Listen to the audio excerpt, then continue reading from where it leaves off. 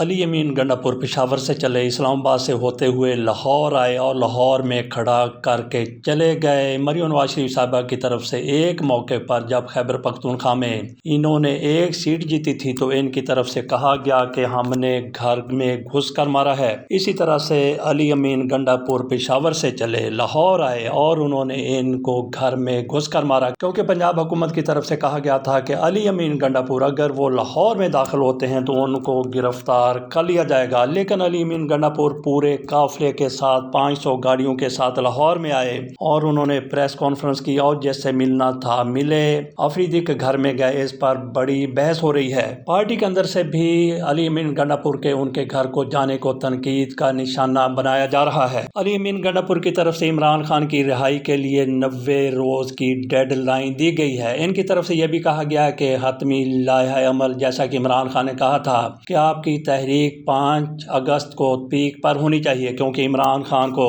5 اگست کو گرفتار ہوئے جیل میں گئے 2 سال ہو جائیں گے۔ علی امین گنڈاپور کی طرف سے کہا گیا کہ 5 اگست کو حتمی لائحہ عمل طے کیا جائے گا، حتمی لائحہ عمل دیا جائے گا۔ علی امین گنڈاپور کے ساتھ تحریک انصاف کے بڑے بڑے لیڈر بھی تھے، ان میں پارٹی کے چیئرمین اور سیکرٹری بھی شامل تھے۔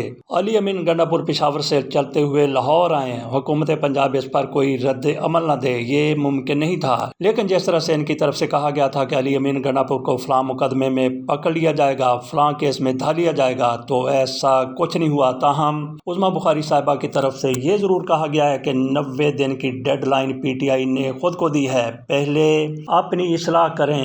گنڈاپور کی جعلی مولا جٹ بننے کی اداکاری عوام کو بے وقوف نہیں بنا سکتی، یہ عظمیٰ بخاری صاحبہ کی طرف سے کہا گیا۔ لیکن علی امین گنڈاپور جس طرح سے لاہور میں آئے، لاہور میں بے دھڑک وہ داخل ہو گئے، ان کی طرف سے کھڑا کیا گیا، اور انہوں نے جس طرح سے ہم نے کہا کہ مریم نواز شریف صاحبہ کی طرف سے کہا گیا تھا کہ ہم نے خیبر پختونخوا میں گھس کے ان کو مارا ہے، اسی طریقے سے علی امین گنڈاپور نے بھی ان کو گھر میں گھس کر مارا ہے۔ علی امین گنڈاپور کو شدید تنقید کا نشانہ بنایا جا رہا ہے کہ وہ مرزا آفریدی کے گھر گئے۔ یہ مرزا آفریدی وہ والے آفریدی نہیں جیسے شاہد آفریدی ہو گئے یا دوسرے آفریدی ہو گئے، ان کا نام ہی مرزا محمد آفریدی ہے۔ تو ان کو ٹکٹ جاری کیا گیا ہے، عمران خان کی طرف سے سینٹ کا ٹکٹ ان کو جاری کیا گیا ہے۔ اس پر شہباز گل اور دیگر لوگ بھی تل ملا رہے ہیں کہ اس بندے کو ٹکٹ کیوں دیا گیا، یہ بڑا امیر آدمی ہے، یہ 1-2 ارب روپیہ خرچ کرنے کی صلاحیت رکھتا ہے، اور یہی وہ بندہ ہے جو وہاں سے لوگوں کو خرید کے 2 ارب میں سینیٹر بن سکتا ہے۔ یہاں پہ ہم نے یہ بات کرنی ہے کہ تحریک انصاف جس طرح سے ٹوٹ پھوٹ اور انتشار کا شکار ہے، بڑے لیڈروں کو تو یہ کرنا ہے کہ وہ اس کو متحد رکھنے کی کوشش کریں، لیکن شہباز گل جیسے لوگ خود پارٹی بن جاتے ہیں اور علی امین گنڈاپور پر پورے کا پورا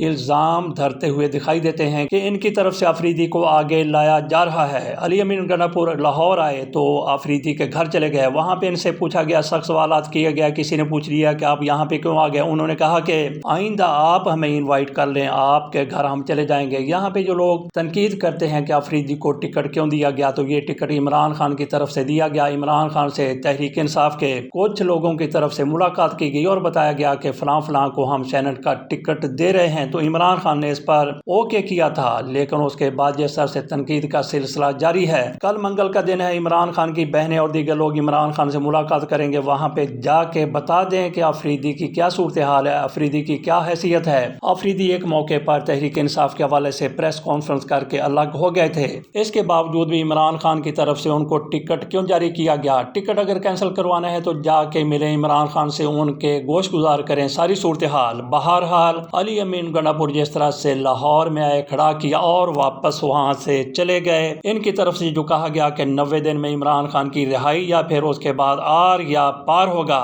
اس پر بھی تنقید کی جا رہی ہے کہ عمران خان نے تو ڈیڈ لائن دی تھی 5 اگست کی، انہوں نے 90 روز کس طرح سے کہہ دیا۔ بہرحال اس حوالے سے بھی 2 رائے موجود ہیں۔ کچھ لوگوں کی طرف سے کہا جا رہا ہے کہ ان کی طرف سے جو 90 دن کی بات کی گئی ہے یہ درست بات، بہت دیر کی مہربان آتے آتے پی ٹی آئی کی طرف سے 5 ارکان کو پارٹی سے نکال دیا گیا، پارٹی بدر کر دیا گیا۔ کہا جاتا ہے کہ ان لوگوں کی طرف سے 26ویں آئینی ترمیم میں اس کے حق میں ووٹ دیا گیا تھا۔ یہ لوگ ہیں ظہور قریشی صاحب خانیوال سے کا تعلق ہے، عثمان علی صاحب ساہیوال سے ہیں، مبارک زیب یہ خیبر پختونخوا سے ہیں، الیاس چودھری ہیں۔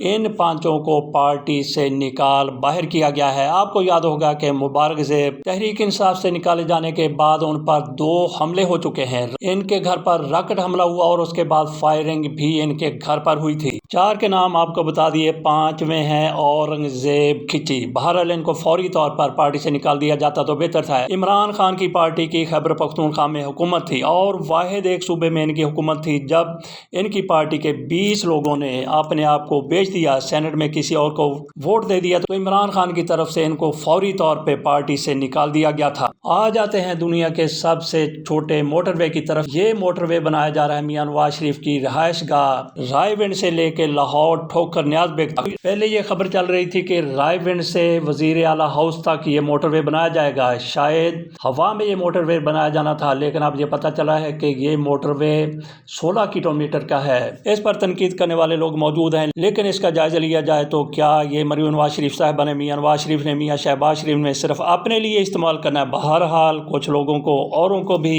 اس کا یقینی طور پر فائدہ ہوگا۔